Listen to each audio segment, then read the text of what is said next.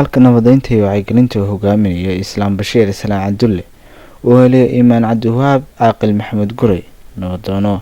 ayaa safarkooda ka soo bilaabay magaalada Kalkacyo. Ujeedka wafdigan ayaa ahaa ka qayb qaadashada nabadeynta beelaha walaalaha ah iyo wacyigelinta dadka ku nool deegaanada ay colaadda ka dhacday. Ugu horeyn wafdigu hogaaminaya Islaam Bashiir waxa ay gaareen magaalada Buurtile waxaana banaanka degmada Buurtile ku soo dhaweeyay maamulka degmada Buurtile nabadoono.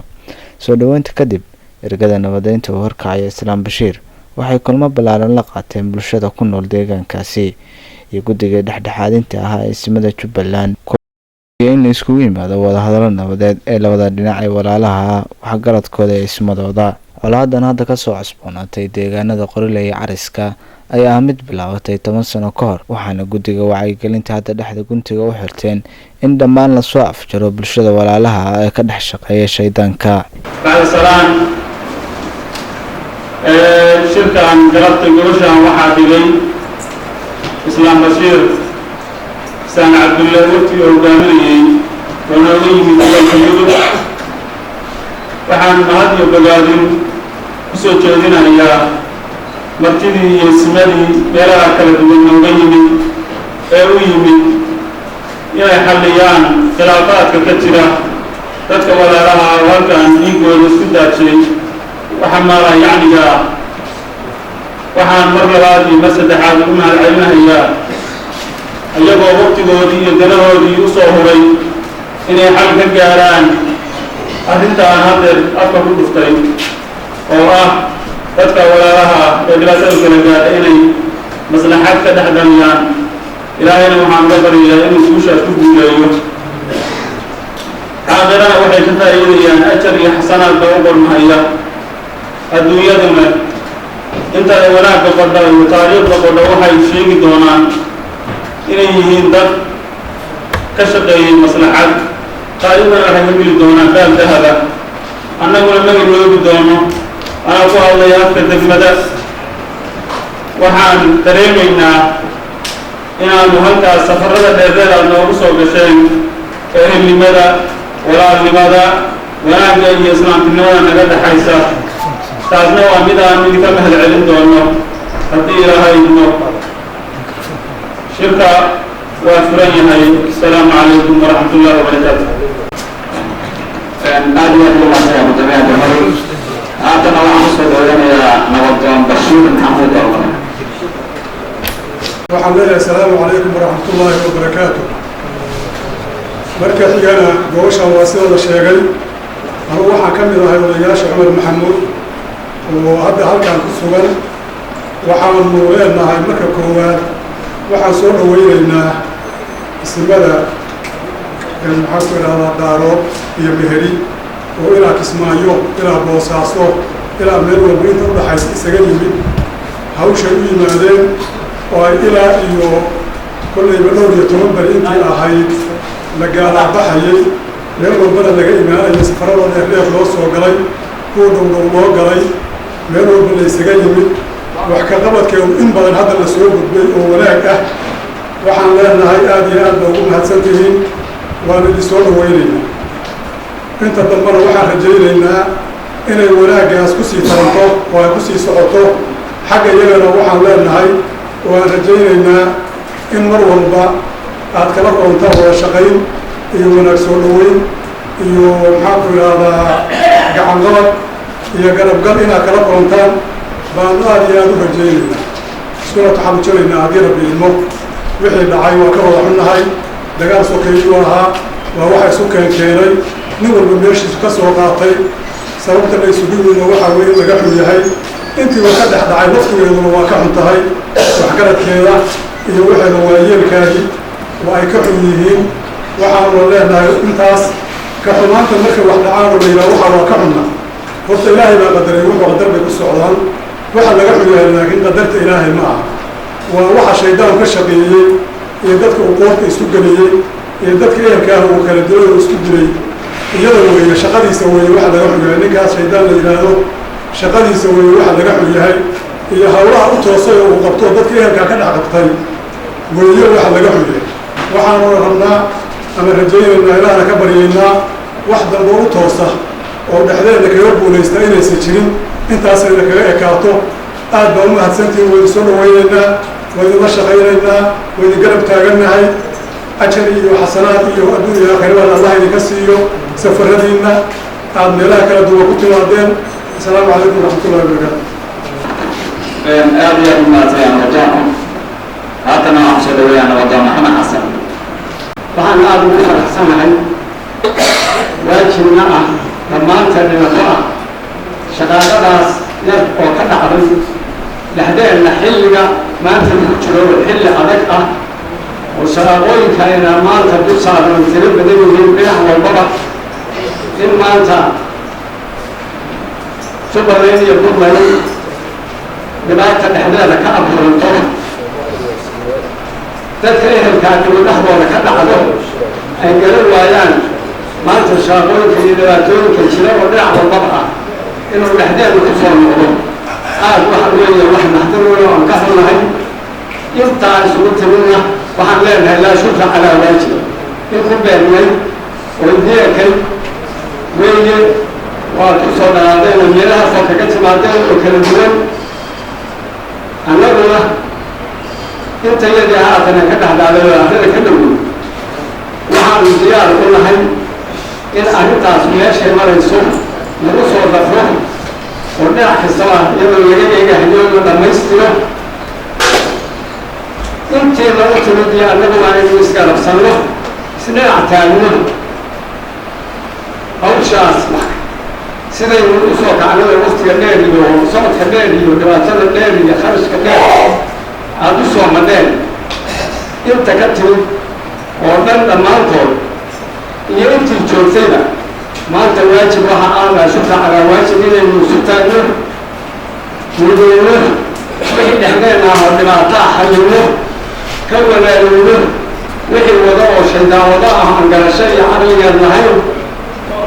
laysaga mid noqdo intaas weeye inta aad u timaadeen annaguna aan diyaar u nahay annaguna garabgelaynaa wasalaamu calaykum waraxmatullaahi wabarakaatu haatana waxaan siinayaa nabadoono abshir cabdullaahi dhagax annaga waxay noo taan maraynayaa kow iyo toban habeenba way noo tahay caawintaan erga ahaan ugu soo qarawshaysanay inaan arrintaa meesha ka dhacday ka qayb galo intaasna waxaan ugu sugaynay in maslaxad laga gaaro arrintaas ciidama khalidgaleen ciidanama bilgaleen annaga ilaahay wax nagu ilhaanshay inaan arrintaa usoo ambabaxno haddana wuu joognaa hadalku xubin buu leeyahay in badan waa la samaanayo ma soo dhawaada kan soo dhawaada buurtino ku soo dhawaada qolilay ku soo dhawaada madaxlay ku soo dhawaada meel kasta maaragta soo dhaweyn waa dhamaata annaga soo dhaweyn iyo xurmo iyo sharaf waxaa noo ah arrintaas sidii maslaxaddu u gaari waayeen cid walba usoo diyaar galo intaasaa sharaf noo ah intaasaa miisaan noo ah intaasaa xurmo noo ah intaasaa xaqdhowr noo ah intaasaa waxay noo tahay si rabbigay u aqbalo ilaahay baa aqbal kale mid alla haddaan ku darsano annaga qolile waa soo aragnay waxayna yidhaahdeen nabadu in horaa sheegay laakiin yar baan ku daraya waxay anagu diyaar baa nahay waana ka muuqatay haddaan beena sheegin marka inay nabaddu yahay urkiisa wuxuu ku haysaa rabbi dhaqo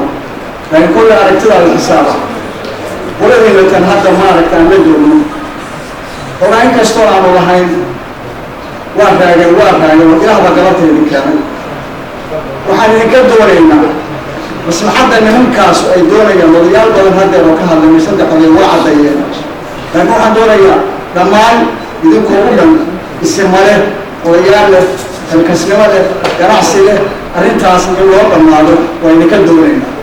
sababtu waxay tahay ugu idinka doonaynaa warka nimankaas odayaala waxay yidhaha dhigayay keena qofku falaaf looma qashaalay waxaan rabnaa si degdega arrintaas aan wax looga qabto oo meeshii dhibaatadaasu ka jiray idinka meesha idinku dhow waa taqaaneyna aan isugu tagno oo horta bal arrintaas ay ku dhammaato xabaddaa sida loo joojin lahaa habeen walba kudaa la maraa waardiyaa la maraa meelba maraa wiil baa soo dhuntay wiil baa tegay weli qoriga xabadda waa ku jidhaa wiilashana wasag joogaan horta go-aankaa in la tuuro arrintaasu aad ka qayb gashaaneen hadda ألف على وضع وين قلت قد بدر قد بدر أي واحد وقرأ البيئة عشان يسني ما كان سوى حير هذين أنا قاعد عشان إذا كان واحد كمان ولياشين يسمدين يوح قرأت كيلو يا يهده الجوكتان ولا شيء وحشتان ذاتك كلا تروح ويا مصلحة إني كجارة أنت أصلا سجدك دكين وكل ما تو أنت أصلا ميل الإسلام له ميل الحياتان يسوي ما له مركز له الشيء خاصة وحن ما نعلمنا والله يدوب لنا كتل وأنت أصلا على ديار وصورة أنت وصورة أنت ما كلا تواول الدنيا وإحنا ما كلا لهم وطلع بازمنا هو صدق سنة ماشي أنت السعودية وحللية وطلع أنت واكدين ها كذا دون سما أنت نحن حرام عندنا ما ملص عندنا خرجين نسمع من نمجوا لكن واحد من أهلنا تايننا ممكن تجيب إذا كنا ديار ونقطة ولا أصل ديار ونقطة ماشي عن تبنو نبدأ عن حسنه أنا وقت وحكر عن قدر يا مجرى والسلام عليكم ورحمة الله وبركاته. وحن سلامة إسلامك كسلام يا سماذا دمان كسر قيد قلي شوف الله هدي كلمة يا هدي بري كلمة يا هدي نوال كلمة يا هدي نو كلمة بقى يقول كده لما أنتوا أول قرنا اليوم أنتوا صنوشيا هذا ومدة والله مصلحة تذكر ولا الله ولا أسوة تعجيل الوجود ورياشة قبل كلمة ممكن دمان وعلى السلام عليكم ورحمة الله وبركاته. سلام كتب الله ومخلق وعن الكلمة العليا شعائل كي يخبطان كأروها يستان مصلحة الله ولا دلوه وراها وحكا الجارين إلى أن يتوقع هاي إصلاح لنوات قطم اليوم أرنتها نسو تبجيشين ومساليه دينا أدوات مادين وأن أركينه رجع قاركي إلي وليهين دا أنتي توضحها ممبا من إلي وليهين وأن الله مع الله إلهي والمهلة بعد الله هنا رجع أرنتها أصول حي ومضلها هذا أسعين هينا وأولها العلينا وعلى يا هاي إنتاني إن ولا تيمني دو شو بلا كلمة دي هقول بلا كلمة وحق عضي أو كيري وجرنا إهلنا ما كان تي يجوا كحن سنة وراها وحق الجاري إن الدولية هبة وحنوريها هو هذا بيننا وكسر شعلنا ميرث من كل مصلحة عليه إن الكلام أنت كريبا من كوكو من مات تشارلز بين هاي سنة أن نكفى إلى السنة سلماتي كنا سلمان يود النظام البرتي قولي لا تصل إلى الآن هاي سلا سلا إسكتشلا الرماء إسكتشلا كل كنا ماتا مكر مغني مركي مشغاق الله ضمينه وعن قبائل نفسي هذا إلى ويسكنوا الجنة ضمت هذا مصلحتين مرة إن هذا الكفر هذا الكلمة دلوقتي بالإسلام الشرك هذا هي وده هي حرة الشركة سورة وحنا مركورة إلهي لنا مهد علينا نقول كل ميماشان نجرسيي إن ورالهن يدبك النجا قوام متخنا أن يدبك النجا شقينا وراج أنا كبدلنا يدبك النجا دعنا ولا كبدلنا إلهي نجرسيي أما كون نبغى قلنا أنت بدأ بدنا نسوق عنا كيري إلهي قاسم ما هذا سكله أهلنت ما أنت تعلم ما أنت ماشان وأقول هدي العلاقة فيريو ما هنقول لها المتشبردي إسماعيل يعني ولد ما يكون من وما يكون من أهلنا إسكاليهين لكن ما أنت هل كان يكون كل سيهين تذكر حينا هذا مهري إدارات لكن مو حال هذا المتشبردي إسماعيل باير هذا إسماعيل تشبردي باير هذا سادرات إلهي قاسم هذا إسكاله وحن رجينا كلن كأن ما أنت كلني إنه النقطة متكي وهو الرجاء من لماذا يوغناجا يدنت بكشغل الله إلى النقطة إن شاء الله تعالى دباتورين كبعد عيما أي النقطة عن كوي وجود به إن شاء الله تعالى إلهي ما حكم هالعلينا كتب حاربا إلى أم هالعليه ما يعرف شو بلا نعوم هالعليه سودوينتي نهره يمدين الدنباء يمدين الحد ما أنت نقول على ذكر ربود puntland inaan u mahad celiyo annaga haddaan reer jubbaland nahay waxa weeyo dhibka iyo dheeftaba waad nala qaybsataan saasaan annaguna diyaar u nahay ciddii maanta puntland wax ka taabatana waxay la mid tahay cid taabatay jubbaland bay la mid tahay intaas markaan uga baxo waxaan rabaa inaan soo dhaweeyo islaamka iyo imaamka oo nagu soo dhaweeyey ayagu mataqaana markii koowaad magaalada gaalkacyo nagu soo dhaweeyey haddii annaga hadda waddani baan noqonnay waan joogna meeshii buddaan sii joognay maxaan ku dhahaa waxaan tagnay dhulkooda baan soo baranay qoriley baan soo baranay magacley baan soo baranay baadiyihii iyo geeli baan soo aragnay dadkii baan reemiigaa baan soo aragnay sida loo noolyaha soo aragnay marka waan ku soo noqonnay qayb naga mida meeshaan ayaan ku soo noqonnay qaybna waxaan uga soo tagnay waardiye hawshii bay hayaan adduunka waxaa dhaco markii dhaco waxaa la dhigaa waxyaan ilaalin baa la dhigaa annaku nabadii aan meesha oga nimid in wiil yar haddana uu burburiyo ma yeeli karno marka odayaasha waxaan idhi kaneecada hay cunto jooga meesha ayaan idhi meeshiiba joogaan kaneecada cunayso annaguna halkaanu kaa soo qaybgalnay si aadna kuu soo dhaweyno talada meesha taalada waxaan ka qaadano saasa horta u joognay meeshaan marka waxaan leenahay soo dhawaada mar labaad annagii waa hadda maanta waddani ah waddankii ilkaag joogno marka soo dhawaada tan kale arrinta wax yar waa laga warbixiyey odayaashii iga horreeya ka warbixiyey haddii aan ku laabto annaku dee meeshii qorilay waan tagnay marka hore halka haddaan ka tagnay waxaan tagnay magacley odayaashii iyo shacabkii iyo dadkii joogay waa noo soo shireen waa is aragnay si fiican bay noo soo dhaweeyey qalbigoodayna tuseen waa ka sii gudubnay oo waxaan tagnay qoriley intaas kadib qoladii siciid harti waanu aragnay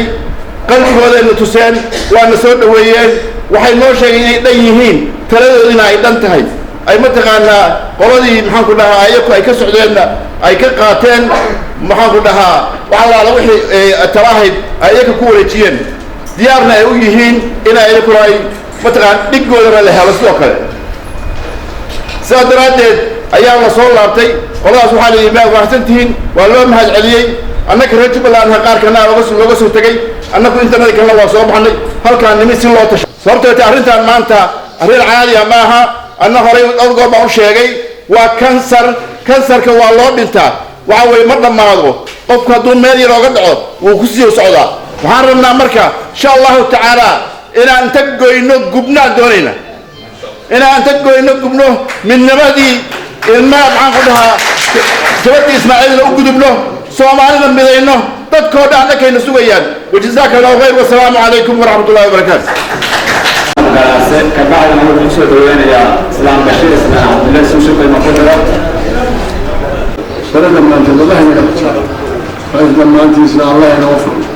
قالوا أن رسول الله كذب أوشى الله إلى أول إله المتوس ربي هينوض من اللهم صل على محمد فاتح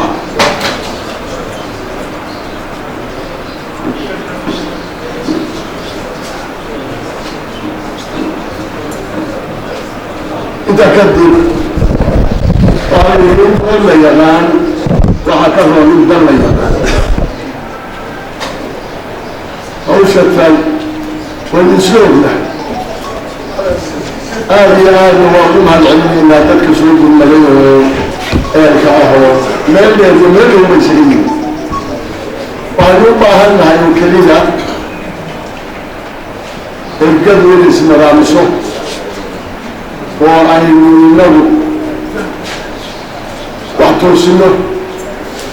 دجال كويس يوشى ومالين بنيش الدشوري إنه لا يضيع الله hawsha sidaa ayuu ku fulaan karto aynu mar walba ku kula geli karno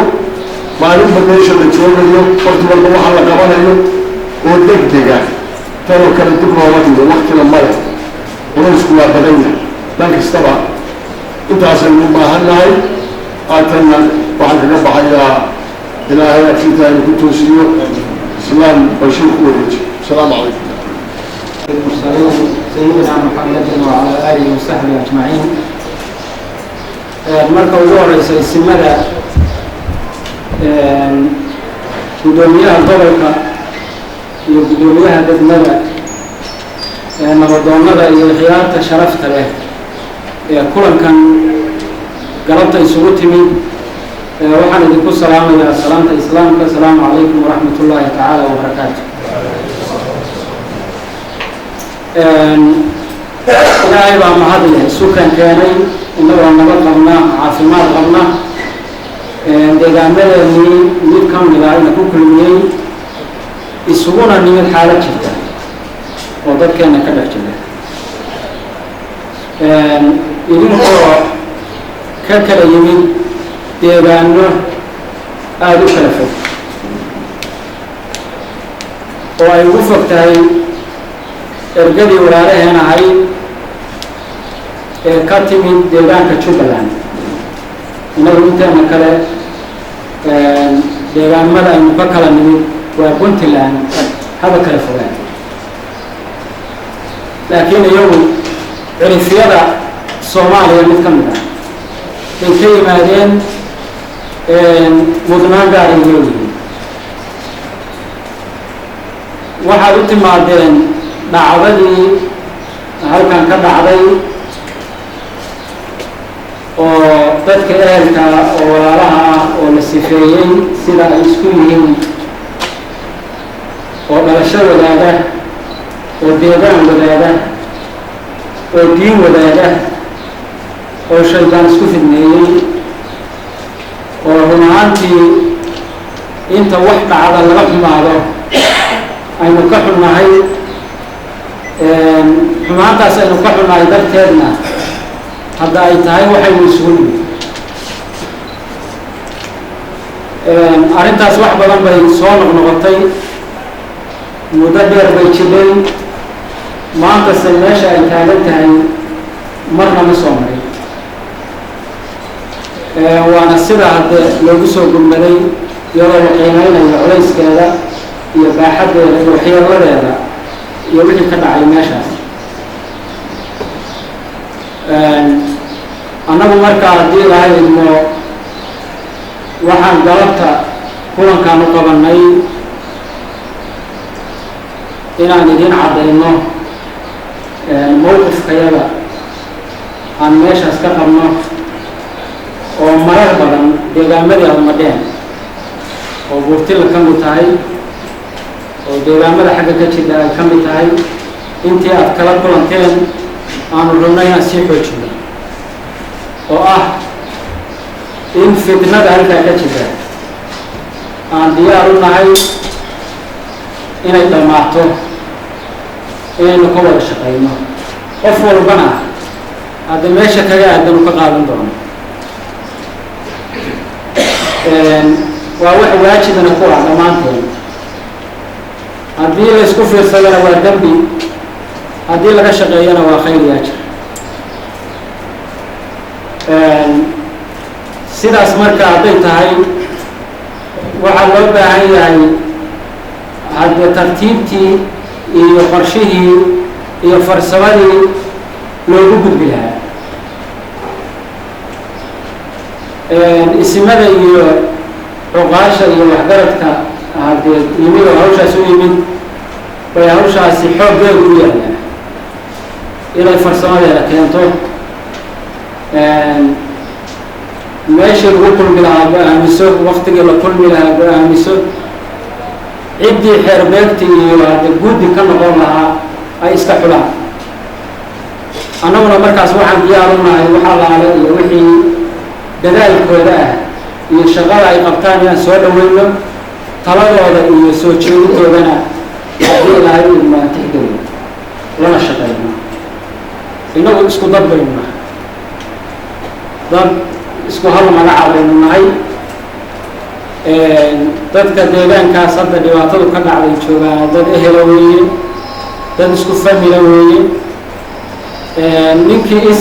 isim buu walayahay labada dhan ninkii nabadoonihina nabadoon buu walayahay dadkeenaas marka dhalinyarada ah oo shaydaanku isku fidneeyey inaynu inagoo isku mid ah ka wada shaqayno dhan kasta waan soo jeedinayaa haddii ilaahay idmo aada iyo aad baan idinku mahad celinayaa dhibaatada aada u dhabar adagteen danihiinnii iyo hawlihiinnii iyo waktigiinnii aada ku lugiseen annaguna haddii ilaahay idmo meeshaasaan idinkala wadaynaa maantaanu nimid berrina haddii ilaahay ima waxaa noo qorshaysan inaanu deegaamadii marmarna haddii ilaahay idmo oo dadkii wacyi gelino oo waxa aad ku jidhaan iyo hawsha aad ku jidhaan iyo talooyinka soo socda iyo dadaalkiina aanu hadda sii xoojina haddii ilaahay idmu sii dhigino idinkuna hadda taladii idinka idiin taallaaye inta idiin dhiman wixii aada qabateen ilaahay idinka ajarsiiyo waana ku guulaysateen inta idiin dhimanna inaad haddii ilaahay idmo dhammaysataan inkastoo xooggeedii hadda meesha hadda iimaanku ka faahfaahiyey wixii idiin dhimanna waa idinka sugaynaa haddii ilaahay idmo waa mahadsantihiin waa idin salaamayaa mar kale asalaamu calaykum waraxmatullahi intaas kadib waxay ergadii nabadeynta u ambabixeen deegaanka meegaag iyo cariska hase ahaatee wafdiga waxaa u suurtogeli weyday inuu gaaro deegaanka duldaqsimeedka ee cariska taasi ay sababteed ahayd wakhtiga lagu jiro oo ahaa xilli roobaadka jidkana ay fariisteen biyihii iyo nimcadii rabbi ee roobka guddiga ergada iyo nabadeynta iyo wacyigelinta ayaa markuu gaaray deegaanka meegaag bilaabay kulmo uu la qaadanayay dadka ku nool deegaankaasi waxaana la yeesheen kulmo xog waraysiga bulshada ku nool deegaanka meegaag waana ku wacyigeliyey in la joojiyo dhammaan shaqaaqooyinka eheliga waftigan islaam bashiir oo hogaaminayay iyo odayaasha kale xurmada leh oo la socday waxay ka yimaadeen gaalkacyo waqtilana xalay baa la soo joogay socodkoodu wuxuu ahaa in deegaankan wax ka dhaceen la soo maro oo la soo arko dhibta ka jirta nabadeyn loo soo aado sidoo kale dhinacan kale odayaasha meeshan waa tuulo awalna tuulooyinku ma badbadna haddana xooluhu waxay uga hayaameen roobka hore ma lahayn oo deegaankan haddaan ku soconay oo maxaa la yidhahdaa cariska marka haddana rag badan oo joogay waxna adeega ku jiraan waxna waa meesha waa iska furin oo iftiinaba difaac bay iska qabtaan laakiin in gaarsiin ka dha odayaashii deegaanka walow in badan ay maqan tahay waa fariinta waa isgaarsiinayaan waxaana la rabaa in la weeleeyo oo fariintaas iyo messagekaas khayrka oo odayaasha iyo sinada ay wadaan in la dabaqo oo deegaankii lagu soo dabaalo anigu marka shirkan furayay maadaama aanu xoogaana ka soo horeynay isimada oo xiriirka xaggiisa ooga soconay waxaan ka cudurdaaranaynaa inkastoo ilaahay keenay safarka oo xoogaa jacdad ku jiro ayadana raxmadda ilaahay iyo khayraadkaa keenaya dee maanta waxaan rabnay inaan horey halkan uga aqoon baxno marka waxaan ku wareejinayaa odayaasha iyo ismada waa mahadsantii halkan waa lagu nabdoon yahay waxa aynu ka wada warqabno oo dhulka ka dhacayo foodayadaan ka dhacayna waa aynu ka wada dheregsannahay wax hoosaadoo haatan wara oo haddii alla ku aanu ku siyaadinaynaana ma jirto meeshan waa nabdoon tahay wax dagaaladii aada maqlayseen oo haddee goobjoogyana hadda qaar lagaba heli karo ragga waa leeyihiin hadda isdaba joogga ahay oo dhacay wax ka dambeeyo annagana soo gaaray ama iyaga gaaray annaga naga tegayna ma jiro haatan ayaanta tan ergooyinkaas haatan idinku aada imaatinka u dambaysaan baa soconayay ergo kasta iyo qolo kasta oo samadoon iyo nabadoonno iyo isimo iyo nabadaanu kala shaqaynayna iyaguna nabad iyo khayr bay wadeen haddana inta tan waxay ila tahay meeshii bay ka wadaayo iyagu laftooda iyagaana hadda noogu hilbadhow iyaguna nabad iyo khayr bay wadaan ilaa heer islaan waa haybsanaynado waxaanu lahayn islaamkii iyo odayaashii cumar maxamuud xaggee soo gaareen baan lahay de ilaahay maanta isu kaaya keen waxayna ila tahay inaynu khayr isula nimid iyo nabad iyo roob uurjiifna habarti ku gowracan baa la yidhiyo annagu boqaashii iyo odayaashii iyo boqorkii iyo intuba waxaa noo raggaan hadda soconaya iyo wixii un ka maqano iyaga ka mid ah annaguna haddii waxaanu nahay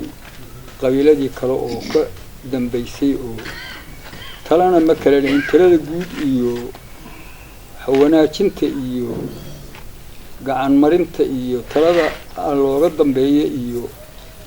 waa raggaan hadda noo yimid Cumar Maxamuud iyo wixii ka maqano iyagoo kala aanu ku dhowraynay waxaa soo yeedhay ergadii noo timid iyo idinkoo aan kala war la'ayn oo laakiinba noo yimid nabad aana lagu dhawaaqay ana naqaanina haatan wixii rag isku ogyahay inaan daba maro oo inta Cumar Maxamuud haatan iyo wax garadkiisa wax ku ducaystay imsana in la guureeyo oo dad la doonto annagu ma naqaan waa ana axad dar ayaan bacdigeed intaas odagu yiri bay noo tahay arrintu wixii dhacay waa la isla ogyahay oo dad ehelaho wada dhashay oo islaam ahoo sida la ogyahay wixii muslimiintu ay yihiin baa dagaal dhex maray dagaalkaasoo muddo soo noqnoqday ilaah baa nagu oogo markasta uu soo noqdo waa ka xumeyn raalli kama aanan ahayn wixii ku lumay oo ku baxay oo ku dhintay ilaahay ha u naxariisto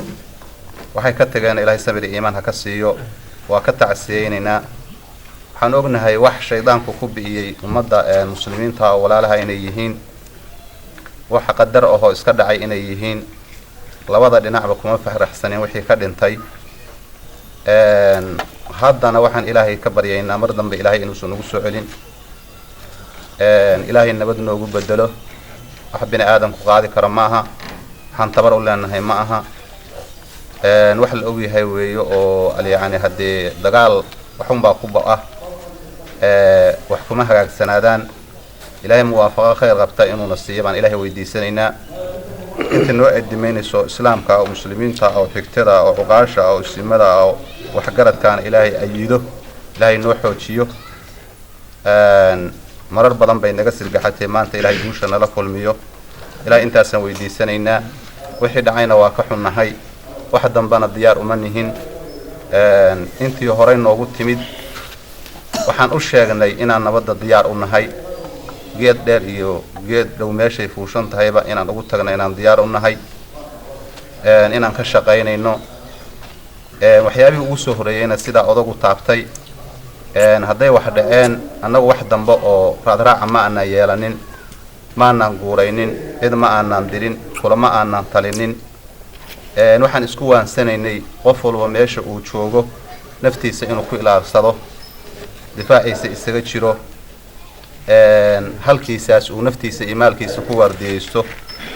intaas wax ka bedelanna uusan samaynin wixii dhacay sidaasaanu uga xunnahay waxa hadda la raadinayana sidaasaan diyaar ugu nahay taladuna sida odagu sheegay wayna ka dhaxaysaa annagu waxaanu nahay shacabkii waxaanoo haddee aan leenahay mas-uuliin iyo waxgarad iyo ismo iyo islaamo baanu leenahay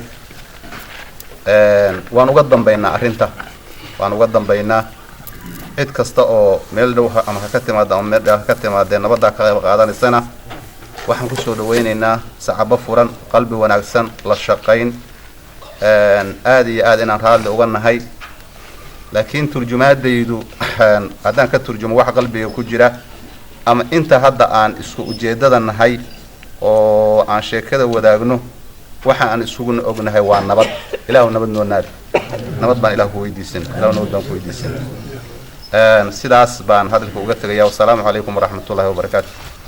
ugu dambeyntii wafdiga ayaa usoo kictamay deegaanka Magacle ee gobolka Nugaal waxaana deegaankaasi si diiran ugu soo dhaweeyay nabadoono iyo bulshada qaybaheeda kala duwan wafdiga wacyigelinta nabadeynta waxay bilaabeen kulamo ay la yeelanayaan bulshada ku nool deegaankaasi ayagoona ku wacyigelinaya in la joojiyo dhammaan colaadda sokeeye qof walbana dhankiisa uu ka qayb qaato ilaalinta nabadda bismillaahi rahmaani rahiim waxaan salaamayaa wafdiga islaam bashiir islaam cabdulla islaam faarax uu hogaaminayo iyo imaan cabdiwahaab maxamuud gurey oo odayaasha leh ganacsatada leh aqoon-yahan kale dhalinyarada leh waxaan idinku salaamayaa salaanta islaamka assalaamu calaykum waraxmatullaahi wabarakaatu salaan kadib waa ku mahadsantihiin dhammaantiin juhdiga iyo waqtiga aad ku soo bixiseen arrintii ka dhacday qorile iyo deegaanka magacle iyo ilaahowdka migagle iyo caris arrin hadda waxay ahayd aan loo baahnayn oo dad ehelo oo isdhalay ka dhex dhacday waxay ahayd arrin aan loo baahnayn oo aan mar walba ciddii wax garanaysa iyo cid walbaaba ay u jeedo inay waxaan loo baahnayn ahayd waxaan qiyaasayaa in safarkiinu waftiga uu islaamka hogaaminayo uu ahaa sidii loo nabadayn lahaa dadka ehelka waxaana qabaa in alla aqbali doono oo anugu maanta ka hor ma arag dagaalkan hadda waxaa leeyahay wuxuu joogaa sanadkii 10aad iyadoo Cumar Maxamuud sidaan uu ugu soo qumay oo culimo iyo waxgarad iyo isimo sidaan loogu soo qumay in meesha maslaxad laga sameeyo way dhici jirtay in isimada waaweyn oo reerka iyo waliba dad kale oo badan ay yimaadaan laakiin sida hadda ay u muuqato hadda daarood baa jooga daarood qof cid walba joogto kismaayaa laga yimi waxaan ilaahay ka rajaynayaa inay noqon doonto waqtigii la heshiin lahaa mar walbana waa ku ducaysanaa qof kasta oo ay hela ama ay xanuujinayso taas intaasaan kaga gudbayaa talabaad waxaan idiin sheegayaa waftiga oo islaamka ugu horeeyo annagu odayaal meesha idinka soo horeeyay baan ahayn waxaan aqbali doonaa anoo magaca ku hadlaya deegaanka oo dhan inaan qaadan doono aaraahda waftiga ka imaan doonta sababtoo ah haddii waa ku khasbanna waxaan ku khasbannahay inaan qaadano islaamka iyo isimada iyo dadka waxgaradka waxay wadaan dadka deegaanka jooga inuu qaato waa lagu khasbanya waayo adduunkooda iyo aakhiradooda baa u runta colaadna wiil kuma dhashay wiil baa ku dhinta sida sheekh maxamed macallin u sheegay ilaahayna awal baan ka barinay inuu noo aqbali doonana waa rajaynayaa markii waftigu uu soo saanqaaday ugu horreysay baa ilaahay raxmadiisii xilka ka timid oo wataas dhiiriga lala socon waayay deegaanku waa iswaraystay waxaa la go'aansaday in islaamka iyo waftiga la socdaa waxa ay wadaan oo nabadda ah in lala qaato ilaahayna waxaan ka rajaynaynaa inuu hirgasho taasna intaasaan kaga gudbayaa mar labaad iyo mar saddexaadba waxaan leeyahay waa mahadsantihiin soo dhawaada wixii aad wadaan baan idinla qaadanaynaa adduunka iyo aakhirada ay u fiican tahay wassalaamu calaykum waraxmatullaahi wabarakaatu dhammaan waxaan salaamayaa islaan bashiir islaan cabdille iimaan cabdiwahaab maxamuud iyo ergada la socoto oo leh nabadoonnada sanadoonnada waxgaradka ganacsatada aqoon-yahanada xildhibaanada madaxda Puntland oo hadda shirka fadhida kasoo qaybgalayaasha kale oo deegaanka ka tirsan iyo dad badan oo daahir kamid yahay waa salaamaya assalaamu calaykum waraxmatullaahi wabarakaatu waxaan u maleynayaa maanta inaan la isku baraarujinayn waxa meesha ka dhacay oo labada beelood ka dhacay iyo dhalashadooda midna inaan la sheegin wixii labada beelood kala gaaray waa ka tacsiyeynaa inna lillahi wa inna ilaahi raajicuun ilaahay ha u naxariisto wixii dhintay ehelkii iyo dhammaantiina samir iyo iimaan Allah naga siiyo labada dhanba wixii ka dhintay saasaan ka leenahay ehelka yagii bay ahaayeen dadka yagii bay ahaayeen meel fog noogama imaan dariskii iyo dadkii wada dhashay iyo dadkii islaamnimada ka dhaxaysay baan noo ahayn waa ka tacsiyeynaa qolo kasta wixii gaaray meel kasta ha jireen oo ehelka oo ka danqanaysa arrintaa waa ka tacsiyeynaa waana ka xunnahay inna lillahi wa inna ilaahi raajicuun intaa markaan ka gudbo waxaan u maleynayaa ergada hadda meesha maraysa Cumar Maxamuud islaam Bashiir Gaashine waa Cumar Maxamuud waxaan nooga soo horeeyay ergadii Daarood Ismaaciil iyo niman kale yiraahdo Meheri Ismaaciil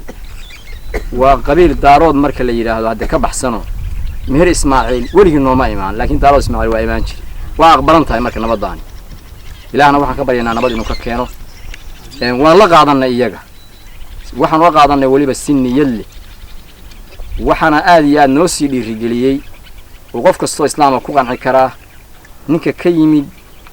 meesha la yahay Jubbaland iyo wadanka ay ka tirsan tahay oo aad u fog hadda ninka wuxuu raadinaya nin walba waa garan karaa waxa soo qaadayna waa garan karnaa dhibta halka ka dhacday weeye waa ku soo dhaweyn waxaan kale ku soo dhaweynaynaa cid kaste oo daarooda iyo meher Ismaaciila oo nabadda ka shaqeynaysa gacan waa ku siinayna عليه وسلم marka hore ilaahay aan ka wada baaqno dhamaanteen aan ilaahay weydiisano danta aan leenahay aakhiri adduunba oo khayr ah inuu ina waafajiyo marka xiga dadka halkaan fadhiya iyo dadka kale oo walaalaheena oo waxayna dhex mareen waa dad ehela waa dad qoys waaxida waa dad walaala ah waa dad wada dhashay waa dad xigta ah waa dad ka dhaxeeya deegaan iyo dhiig iyo walaalnimo xoolo iyo xulquunba dad ay ka dhaxeeyaan way dad dhulka iyo deegaamadana ay ka dhaxeeyaan oo wada la way dadka noocaas oo kala ah sina uma kala maarmaan oo sokeeyaha ah ilaahay baa lugta isugu xiray waxa loo baahan yahay dhibkii halka ka dhacay sidii aynu u qaboojin lahayn oo wixii dhacay aynu uga daba tagi lahayn oo aan u dhaahin lahayn dhammaanteen inaan u wada istaagno waxa la inooga baahan yahay inaan sabirno oo ayna shaydaan ninka la yiraahdo ciidan u noqon taageerayaal u noqon wadada uu maray oo uu jeexayna ayna ku raacin waxa la inaga rabaa wadada xaq ah oo ilaahay inoo jeexay inaynu qaadno dacwada ilaahayna aan dhageysano ilaahay wuxuu inoogu yeedhayaa walaalnimo iyo midnimo iyo isjacayl iyo wax qaybsi iyo in wax la wada cuno shaydaanna wuxuu inoogu yeedhayaa islayn iyo kala fogaansho iyo dhimaansho iyo inaan waxba la wada lahaan lana qaybsan rasuulkuna sallallahu alayhi wasallam wuxuu yiri al-muslim akhul muslim qofka muslimka qofka kale oo muslimka walaalkii weey la yadlimuhu wala yakhdhulu ma dulmiyo mana hoojiyo oo wax dhib ah xumeeya oo xumaan geliya oo lama yimaad intaana iyo inta kale oo wax dhex mareena waa dadkii walaalaha ahaa oo muslimiinta ahaa oo gacantoodu ayna isgeyn aad baan uga xunahay waxa meesha ka dhacay inuu soo noqdana aad baan uga xunahay waxaan rajaynaynaa indhaha hadda aan u jeedno iyo sida hadda dadku niyad u hayaan inaysan dib dambe u soo noqon waadna u jeedaan hadda socodkii dadka ahlu khayrka ah ay soo dhaqaaqeen iyo niyadii fiicnayd oo dadka ka soo baxday in ilaahay gacantiisa inoo furay raxmadii inoo furantay roobkii meel walba ka da'ay meelahan u soconay aynu biyo dartood la gaari weeyeen hataan ka sii fiicnaano ilaahay subxaanahu wa ta'ala dhulku inoo barwaaqaynaya cirka la inoo furaya dhaxdeena iyo qulubteena wanaag la dhigaya aynu ilaahay subxaanahu wa ta'ala wadadiisa raacno wadada shaydaankana aan ka leexano inta xumaanta dadka u horseedaysa Allah soo hanuuniyo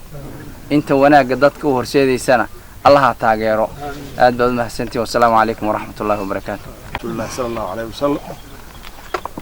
ilaahi baa mahadle bacdallaahi reer magacalay iyo dadkii maanta sida aadka aan noo soo dhaweeyay oo ciidda noo tubnaa oo qadada wanaagsan la siiyey oo aad juhdiga ugu bixinayay inayna wanaajiyaan oo na soo dhaweeyaan yaa mahad iskale waxaan u mahadnaqayaa ilaaha inoo gartay nabcada maanta inoo muuqata oo qabowga leh oo naqa leh oo naxariista leh ilaaha inoo gartay baa mahad iska leh gartay oo isugu keenay meesha intaa kadib annagu waxaanu la soconnay wafdiga islaamku hogaaminayo waxaanu la soconnay maanta waxaa loo soo gurmaday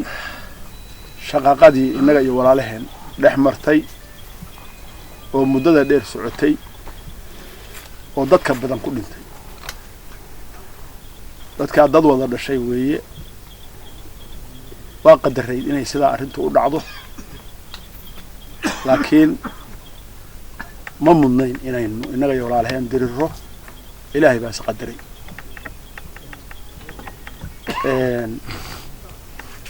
meelo kale kaga habbo hadday haatan islaamkao dhan iyadoo ay tahay in la nabad gasho meelo kale kaga habbo waxa weeye waxaa layna ka rabaa maanta si kal iyo laaba inaynu ula heshino walaalaheen dadka inoo soo gurmaday oo ilaa iyo Kismaayo Jubbaland inoo ka yimid inaynu martiqaad uga dhigno inaynu nabadda qaadano waxa inoo soo jeediyaana aynu qaadano waxaad ogtihiin ninku haddii xaaladii ku furan tahay inuu xaalad kale isku furo caqligay ka mid tahay nimanka hadda inoo yimid waxaa ku jira niman dhulbaanta oo Kismaayo ka yimid nin aabihii hadda waa shay boqow baa la yidhaahdaa isagii baa maraya meesha harti oo dhan buu wuxuu uga yahay Jubbaland waa ragga magac leh fadhiya umaleynaya duusan hadda ragga gudbay xagga aaday ah dadka sidaas aynu isku nahay oo saa isugu soo gurmanayno saa isugu imaanayno dagaalkeena iyo xabadeenu waxay ku socotaa khalad waxaan leenahay dagaalka hadda maanta waxaan codsanaynaa oo idinku nimi dhowr shay weyn qodobka koobaad mar haddii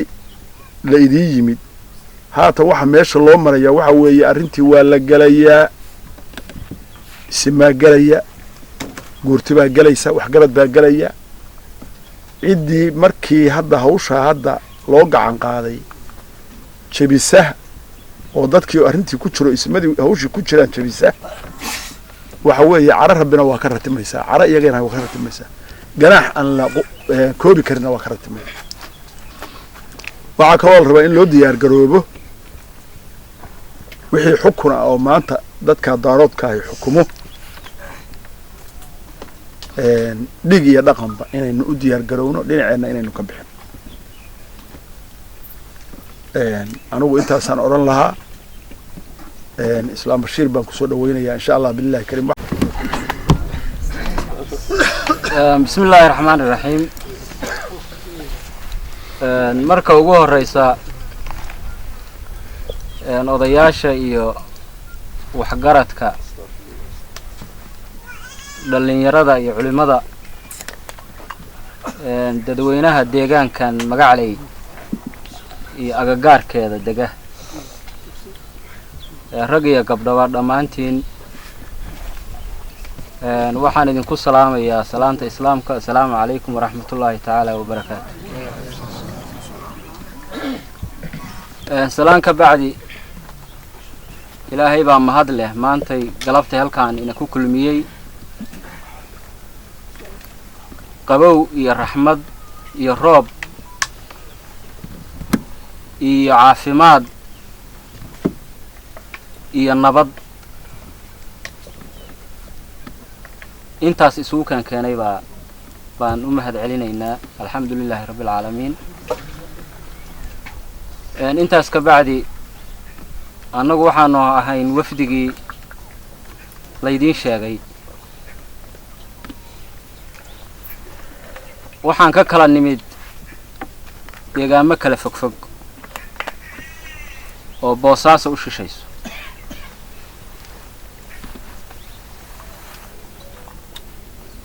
waxaan isugu nimid oo u soo safarnay waxaad og tihiin oo welibana naga sii og tihiin oo ah dhibaatadii halkan ka dhacday halkan dagaal baa ka dhacay soonahan inoo dhow dagaalkaasina dad ehel ah oo wada dhashay oo wax badan wadaaga oo daris ah oo dhaliyo ah oo muslim ah oo intii bino aadan wax ka dhaxeeyaan ay ka dhaxayso waa ku diriray dagaalkaasina wuxuu dhaliyay waxyeello aad u fara badan oo ay ugu weyn tahay dad badan oo ku leeday intii ku dhimatay dhan kasta ha ahaatee Allah u naxariisto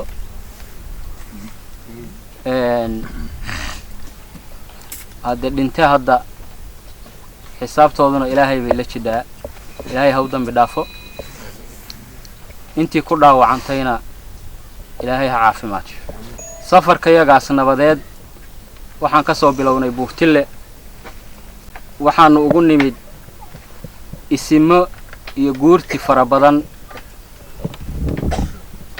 oo aan u malaynayo haddaysan ka badnayn inay 100 ku dhowdahay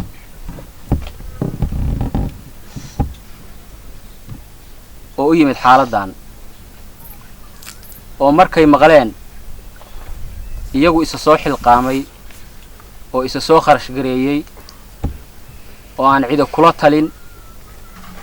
oo qof walba deegaankii iyo meeshii uu joogay gurigiisii iyo dadkiisii tu ka soo dhaxbaxay uu Buurtile soo fariistay waxaan u malaynayaa in badan oo kamid ah inay halkaan idinku yimaadeen markaanu is waraysanay waa soo safarnay oo waxaan noo qorshaysnay deegaan badan inaan marro waxaan la kulannay roob fara badan waxaan noo suuragali weyday meelihii aan ku talagalnay inaan tagno waxaanu shalay goorduhuradii tagnay magaalada Meygaagle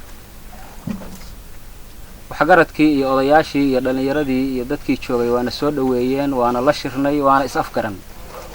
waxaan ka soo safarnay Meygaagle maantaan halkaan idinku nimid hadda way inaga shirka ku jira waxaanu idin la soconnay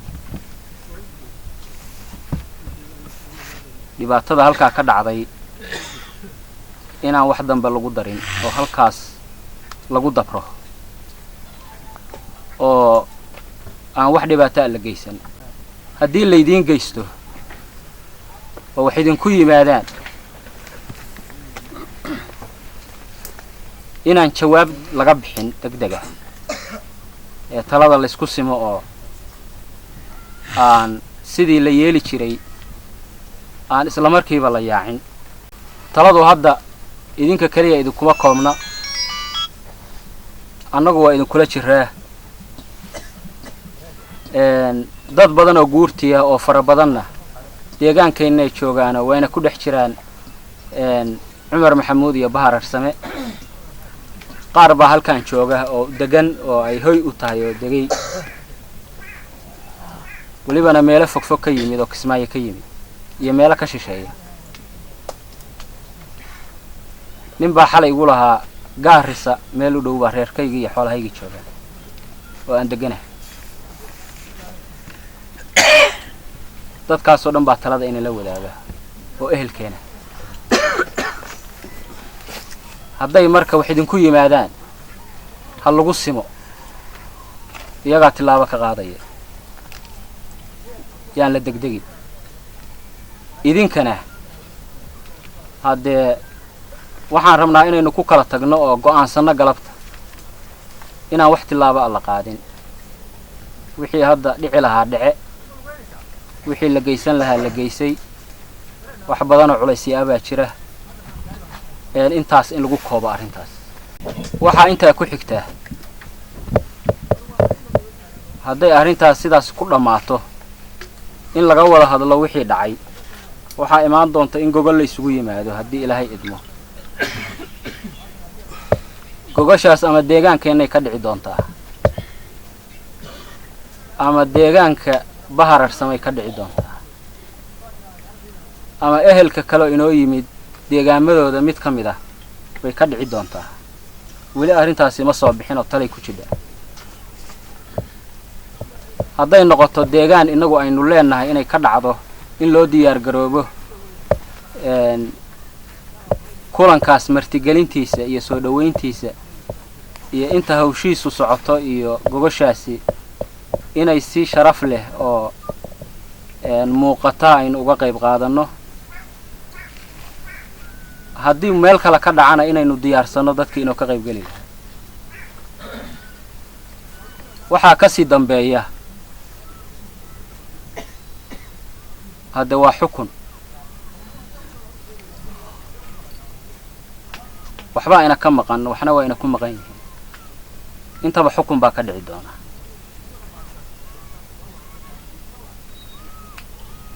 waxa ina ku maqanna inaynu u diyaar garowno waxaasi marka xukun bay yeelan doonaan muddo yeelan doonaan tilmaan iyo carifaad bay yeelan doonaan waa in caloosha lagu hayo loo diyaar garoobo guryaheenna iyo hantideenna iyo geeleenna iyo xoolaheenna bay ka bixi doontaa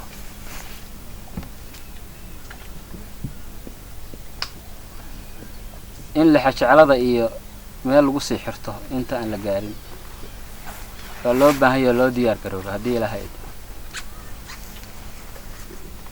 arrintaan idinla soconay waa intaasoo arrimood oo isdul saaran oo midba mar imaan doonto haddii ilaahay idmo waxaana dhexdhexaad ka ah ergadaas meelaha kala duwan ka timid oo daarood iyo meheri ka kooban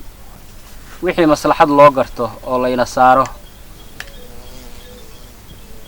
culays kasta ha lahaato waa inaan qaadano saynu nabad u helno dhulku wuxuu ina ku deeqaa nabad colaad ina kuma deeqo magaalooyinka waa laga qaxayaa miyiga iyo geedaha iyo geed walba iyo kurtunkii meel ka taagama cadow buu noqonayaa waxaan u malaynayaa deegaanka idinkaa deganoo dhibaatadu idin haysataa culayskeeda inaad si fiican u dareensan tihiin arrintaas waxaa la rabaa galabta in ballan cad lagu kala tago ilaahay horti iyo rag horti ciddii loo arko inay nabaddaas iyo wixii lagu heshiiyey raalli ku ahaynoo ama dhibaato wadana hadda waa in meel la isaga soo wada jeesto oo tilaabo laga qaado oo aan la dugsan qof fidna wala ah oo aan la difaacin qof fidna wala ah qofku waa shakhsi wuxuu fidnaynayaana waa kumanaan qof iyo deegaan iyo ummad arrintaas in lagu baraarugsanaado la isgaarsiiyo nin walba meeshuu ku caraabayo caawa reerku u tago u warbixiyo dhallinyarada iyo dumarka iyo waayeelka iyo dhammaan meel la joogaba in fariintaas qof walba uu galabta meeshaa fadhiya xambaaro baan idinku soconnaa in la qaato haddii ilaahay hadda ilaahay khayr baan ka rajaynaynaa iyo nabad ilaahay nabad hayna siiyo ilaahay colaadda iyo dhibka nabad iyo khayr allah inoo ku bedelo dembigeennana allaha dhaafo intii dhimatayna allah u naxariisto inta noolla talay u baahan tahay taladeeda allah ina sana siiyo haddee waa idin salaamayaa salaamullaahi calaykum